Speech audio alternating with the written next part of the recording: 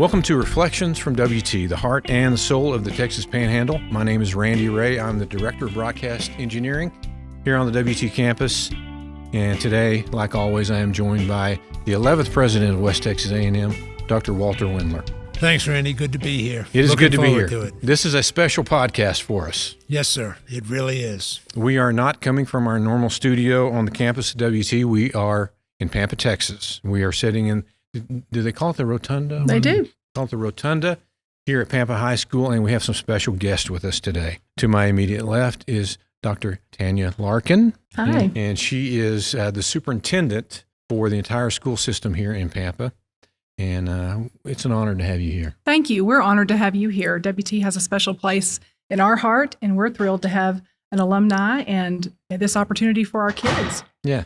So tell me, I want to start, Dr. Larkin, why does WT have a special place in your heart? Well, I am an alumni of WT myself. I went to school there for my bachelor's degree, majored in English and communications to become a teacher.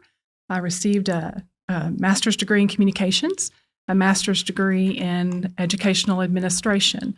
And it has been a bedrock foundation of my career, my profession, and many of my professional values came from my work and learning at WT. How long have you been here as in the school system in Pampa? I've been in education for 27 years, but I've spent the last 23 leading, learning, and serving here in Pampa. I started as a teacher here at Pampa High School in 98 and worked my way through learning different jobs as a curriculum coordinator and elementary principal at Wilson Elementary, high school principal, curriculum associate superintendent, and then I've been superintendent for the last 6 years. You've done pretty much all of it, haven't you? Well, I've had the opportunity to get a full systems perspective, pre-K through 12. That's the kind of boss that people want, though. Well, someone that's been in the trenches with them. Well, thank you. It has served me well, and I've learned a lot of what not to do along the way, but mostly I had great people lifting me up and guiding me. Well, one of the reasons that Dr. Wendler and I wanted to come to Pampa is one of the things that Dr. Wendler is pretty passionate about is leadership,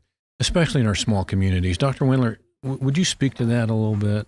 I will. About 20% of the Texans live in rural communities. I'm not sure Pampa is even a rural community, but it's a small community. And this is an important part of the population. These communities produce the food and the fuel and the fiber that makes Texas work.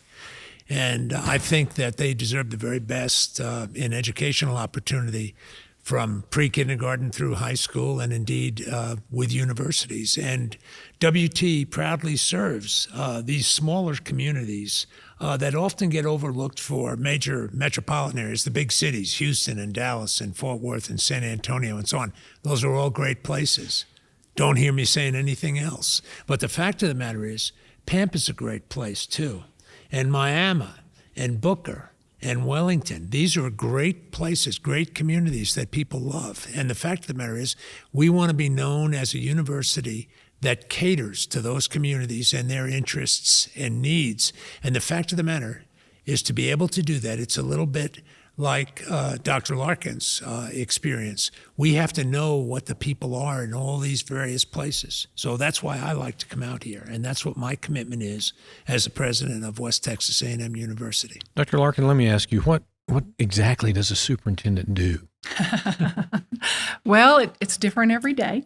But really, I think for the most part, my job is to create opportunities, create vision, communicate that vision to all of the people in the community and the school district, and inspire people to want to be their best selves through an educational system. So you are in charge of, supervise over 3,000 students, and you have over 500 employees.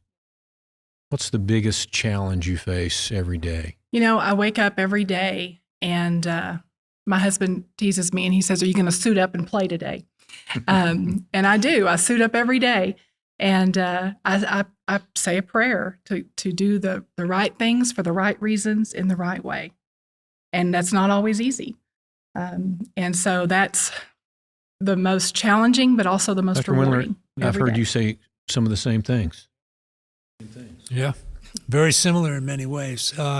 And as a matter of fact, Dr. Larkin and I were just talking about this, and I think this is good thinking for all of us that are gathered here, and that is to find your purpose and stay focused on that purpose. And there are so many distractions that will try to pull you from your purpose. They don't set out that way, but they can. And the important thing is to stay focused. And I know Dr. Larkin stays focused on the well-being of each of you as students in Pampa ISD. I try my best to stay focused on the needs of students at West Texas A&M University. And like Dr. Larkin, I have a challenge every day. And I've been at this a long time, 45 years. And I said to myself not long ago, as a matter of fact, it was just a little over a year ago, I've experienced about everything you can experience in a university. And then came COVID-19, which I had no idea about. And I know Dr. Larkin shares some of those same things. There's something new every day. And I like the idea of suiting up. I get up in the morning, I say my prayers, I get ready for the day, and I want to go to work ready to be suited up and to do a good job in service to others. Well, as you both know, the last couple of years has been a bit of a challenge. Aside from that, what are the normal challenges that we face in education in society today? Well, I think we're probably both going to say a lot of things, but I think, society is always evolving. And I think your communities and the institutions that are working within those communities, there's a dichotomy. You are a reflection of your community, but you're also a beacon of hope for a better community in the future. And so I think some of the things that we are challenged with is some of it's logistically, like financial support, to make sure that we have all the resources we need to build the systems to serve the people we serve. I think finding, quality people to work in our organizations is something that we're blessed to do in the Panhandle. I think we have wonderful people grounded in good, strong values. But finding those people who want to serve in a school setting is challenging in public schools, and I'm sure at the university level as well. Yes, it is. It is. And you're right. I agree with everything that you've said in terms of kind of day-to-day issues and challenges. And people think the greatest challenge is money. We need more money all the time, and it's important to be sure. But I live by a simple principle. Some people think if you have good resources, that good ideas will follow. I don't think that way. I think if you have good ideas, the resources, the money to support those ideas will follow the good ideas. I actually believe that. So I try to focus on that, even in times of shortage. And in many communities across the Panhandle, there are financial challenges. People don't have enough money to do all the things they'd like to do. And I think it's very important that we recognize that the most important thing is our creativity and our inventiveness in solving problems. That's what's critical. And again, I'll say it again, staying focused on mission. And that's hard for someone in Wilson Elementary School.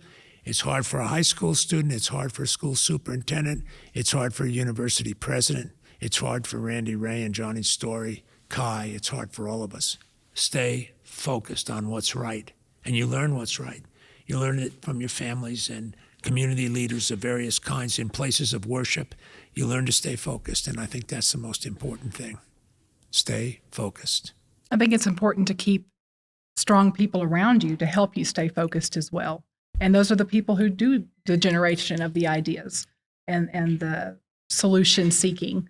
I think that's part of what we're trying to do here is educate our kids to know how to have those skills moving forward. I agree with you. As a matter of fact, Tanya, just recently somebody asked me how are my senior staff, the vice presidents and so on that I work with on a day-to-day basis.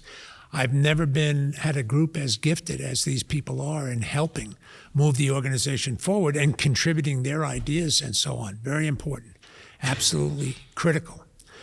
Just recently, I wrote a reflection on leadership and the university's job to teach leadership. And I would say Pampa ISD and especially Pampa High School, as children become adults through the school system, to teach leadership skills and understand the value of leadership in a free society. We need to know how to follow. We also need to know how to lead. And I think it's exceedingly important. And we have a fundamental responsibility to teach that because, as Dr. Larkin says, that makes our communities stronger. And strong families, strong communities, a strong state, a strong nation, all of those things are glued together. They're absolutely glued together. And you can't have one without the other, up and down what I call the leadership ladder. It's exceedingly important. So, Tanya, I concur with you. Thank you. I do want to just add that when we're talking about leadership, it's at leading where you're at, leading from where you are. It's these students in front of us that are in our Student News Network. It's our student ambassadors that are here. They have signed up to do more and go above and beyond. And that's the first step of being a leader and serving. And I meet with many of these kids, and so does Miss Williamson. And we talk about the traits and characteristics of being a leader. It's not just something you hope for, it's something you work for and constantly reflect on and learn how to do. And I'm proud that these kids are here today wanting to learn and have so many great models around them. And I will also just add, behind us on the wall are pictures of people who have been very successful in many walks of life. And they learned the skills to be successful right here at in Pampa ISD and at Pampa High School. And little by little, and many of those people, I know Randy Ray would have never thought that he would be have his picture on this wall. It's something that happens over time, and it's the attitudes and the values and the principles of living that he learned, and it came from his family, it came from his membership at First Baptist Church. I mean, it comes from all of these different things. They all contribute to this concept of leadership. And, I think it's a remarkable thing to see that blossom. And I think it's very good that Pampa ISD recognizes these people and the work that they've undertaken to become good leaders. I'm enjoying our conversation, and I am enjoying talking about leadership. We're going to take a break, and then when we come back, I want to introduce everyone to a young man that I think is a future leader, not only at Pampa High School, but also at West Texas A&M. We'll be back in 30 seconds. West Texas A&M University is proud to call the Texas Panhandle home, and providing the top 26 counties with opportunity and qualified graduates is an important WT mission. From their first experience on campus to graduation day, the WT experience is a challenging series of steps that will embolden our students to reach their full potential, and then, in turn, go out into the Panhandle and make a difference. Quality education with a big local return is one thing you can find here at WT. For more information about West Texas A&M University, visit our website at wtamu.edu. Welcome back to part 2 of Reflections from WT, the heart and the soul of the Texas Panhandle. Today I'm joined by Dr. Tanya Larkin, who is the superintendent of Pampa Independent School District, Dr. Walter Wendler, who's the president of West Texas A&M, and I have another special guest I want to introduce to you, Mr. Kai Parnell. Kai, welcome. Glad to be here. So you and I have emailed back and forth a few times. Absolutely. And that's because you are kind of considering going to West Texas A&M. Are you a senior? Yes, I'm a senior. I want, from a senior perspective, I want you to tell us how you pick a college. Well, it wasn't that difficult to me. I mean, like right before you're supposed to start considering colleges, I was filming a video for the Pampa Hall of Fame, and it just so happened this kind of special guy who does something for some college that I never heard of was getting inducted into the Pampa Hall of Fame. And it just so happened that he was doing exactly what I wanted to do, and when I went and talked to him, he was like, come down and take a look at our facilities and see if you like it. So it kind of came a little bit easier to me than probably other students. So I don't really have. Dr. Wendler, do you see how I'm out recruiting? Do you see that? Yeah. Yeah, I see all that. Yeah. So Kai, what you're around other seniors? Are you guys? How much time do you spend thinking about where am I going to go to college? And is that something that freaks you out a little bit? For most, I think so. I definitely have some friends who had to think a lot harder than I did about where they were going. It's a pretty hard decision. You're not just thrown into it like you are Pampa High School or Pampa Junior High, you know. It's not as required, so it's a little bit more of a choice.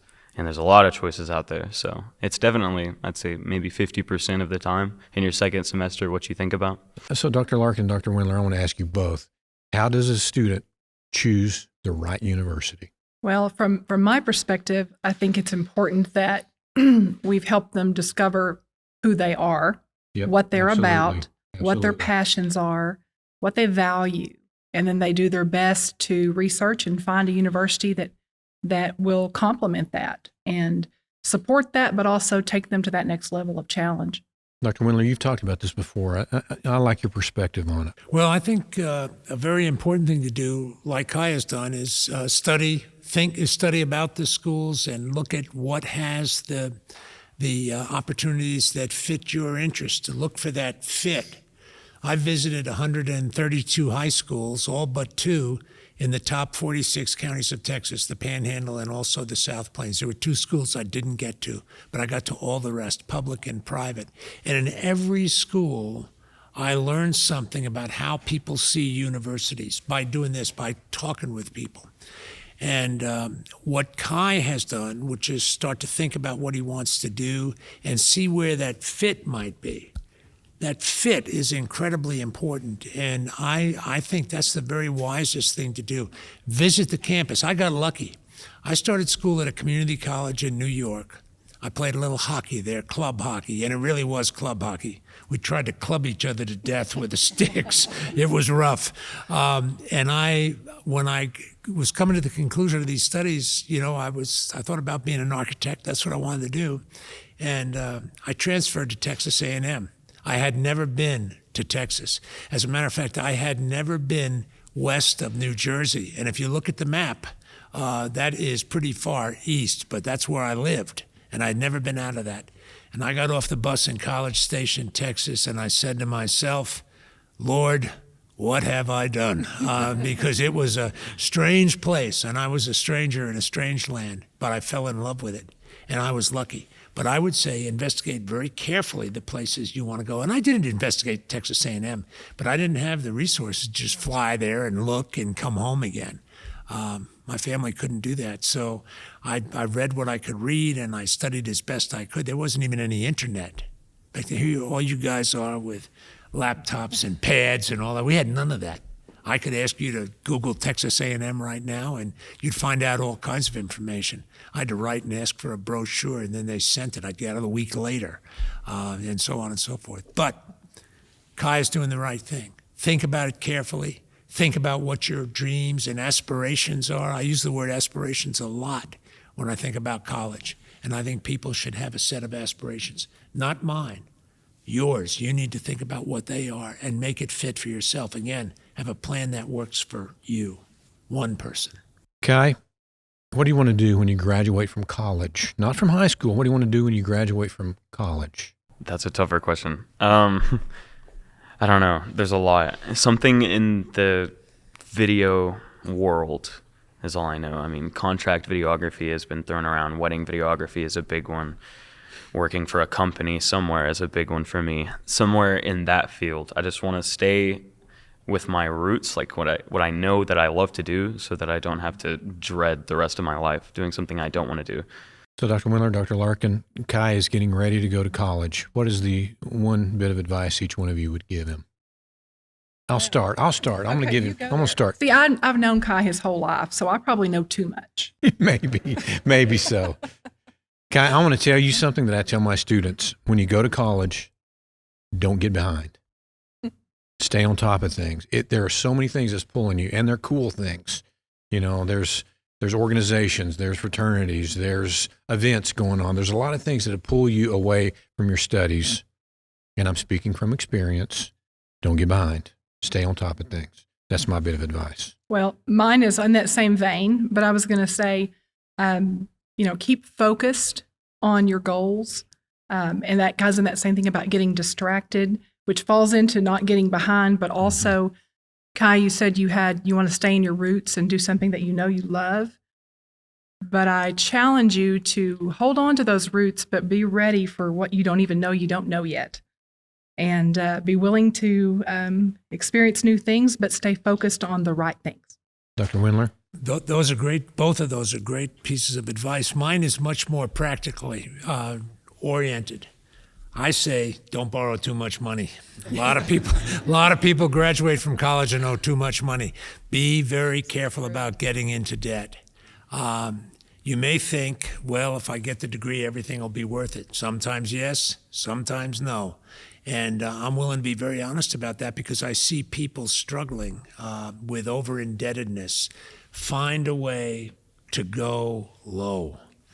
Just go low. Go low. Go low. Yeah. Well, normally at this part of the podcast, I'm throwing a curveball question, but I'm not going to do that this time. We're going to do something special today. Dr. Larkin, we have a room full of young people. Would you introduce them to us? I would be honored to. In front of you today is our first ever cohort of Student News Network students who have been interviewed, they've applied, they've gone through a grueling process to be selected to share the news and share the story of their campuses and our community.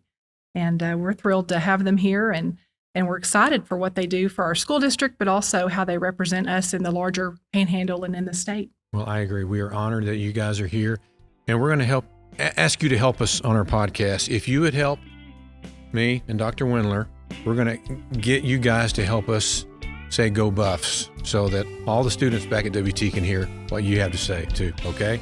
All right, on the count of 3, I want to hear "Go Buffs," okay? Everybody ready? 1, 2, 3. Go Buffs! All right, nice job. All right, that's going to about wrap up this edition of Reflections from WT, the heart and the soul of the Texas Panhandle. Thank you for joining us. We will see you again next time.